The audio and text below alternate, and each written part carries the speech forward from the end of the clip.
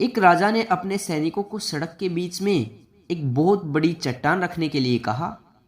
चट्टान को बीच सड़क में रखकर राजा ने अपने सैनिकों से छुपकर उस चट्टान पर नजर रखने के लिए कहा कि देखना इस चट्टान को रास्ते से कौन हटाता है। लोग उस जगह आते जाते रहते, लेकिन किसी ने उस चट्टान को रास्ते से हटाने की कोशिश नहीं की। उस चट्टान के पास से लोगों के गुजरने वाले में राजा के कुछ करीबी लोग और शहर के बड़े व्यापारी भी शामिल थे, और इनमें कुछ लोग तो राजा को ही कोसने लगते थे कि क्या इस चट्टान को राजा रास्ते से नहीं हटवा सकता। लेकिन किसी ने उस चट्टान को रास्ते से हटाने का प्रयास नहीं किया।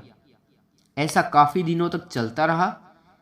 एक दिन एक किसान अपनी सब्जियों के साथ उधर से गुजर रहा था।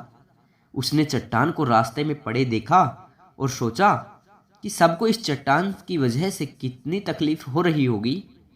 उसने अपनी मजबूत लाठी से चट्टान को एक तरफ धकेलने की कोशिश शुरू कर दी।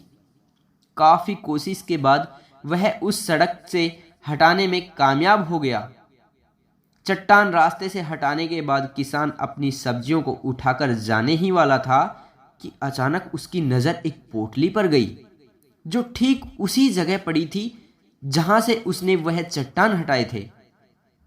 उसने उस पोटली को खोलकर देखा तो उसमें सोने के कई सिक्के थे, और उन सिक्कों के साथ राजा का एक संदेश भी था, जिसमें लिखा था, ये सोने के सिक्के उसके लिए हैं जो इस चट्टान को रास्ते से हटाएगा। दोस्तों, बिल्कुल ठीक इसी तरह हम सबकी लाइफ में कई परेशानियां आती हैं।